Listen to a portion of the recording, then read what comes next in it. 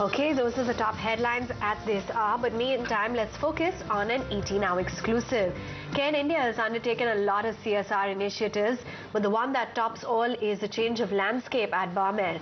In an exclusive conversation with Arun Nayal, ET Now's Mayank Ashar, Managing Director of Cairn India, shares lots more details on these initiatives. Let's listen in. A company is an asset to the country when not only does it do good financial performance, it operates, it makes capital investment, hires a lot of people, but does good things in the community. I'm very proud of what Cairn India has done over the last decade. It really has changed the complexion of that region in terms of education, in terms of health, in terms of agricultural sustainability. You know, we have touched the lives of more than 100,000 people in a material way. We are bringing clean water to many communities that never had clean water.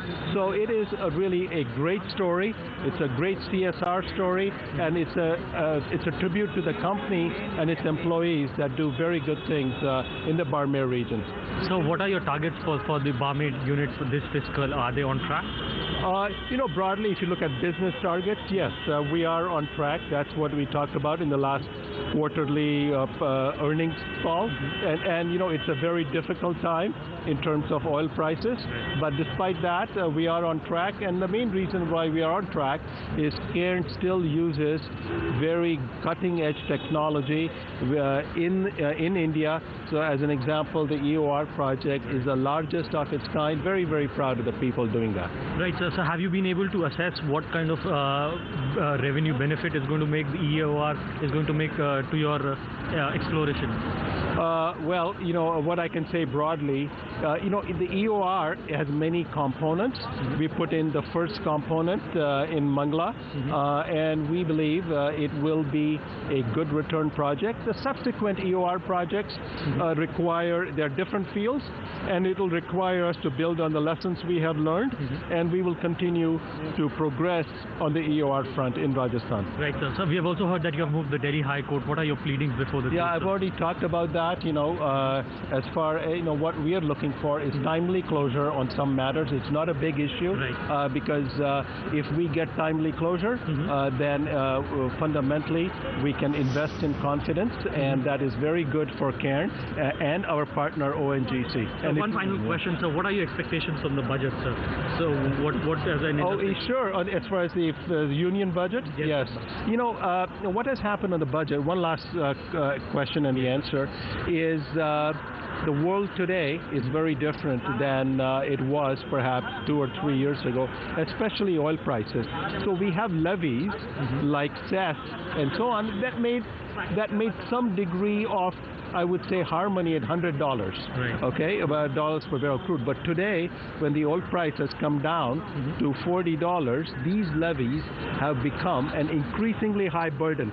Now, that's not just Cairn saying that. CII says that, FICCI says that, right. Petrofed says that, ONGC says that, and even the petroleum minister says that. So, you know, what is important is fundamentally, can you find a win-win with the Cairn and the government of India? So I think as far as the budget is concerned, there are some levies that do not make sense, and fundamentally they're detrimental to India's energy self-sufficiency. And what we're saying is Cairn does not need a handout or anything like that, but if there's a burden which is extremely unfair, let's talk, let's reduce that, and the government is also on record, at least the petroleum ministry, wanting to remove that. So we are hopeful that the budget will reduce the cess to the proper level that the entire industry is asking for. And when that happens, again, what we want to do is invest, grow the company, make more oil for India. You saw that happen today, and we want to do more of that. All right, that's the word coming in from Mayank Ashar. Of course, that big ET Now exclusive. The stock, however, is under a fair amount of pressure this Monday morning, almost at the day's low at 122. Meanwhile, let's focus in on all that's going on with the markets as well right now. Like we said, it's a pretty steady day, at least as of now. We are up about 18 odd points on the Nifty.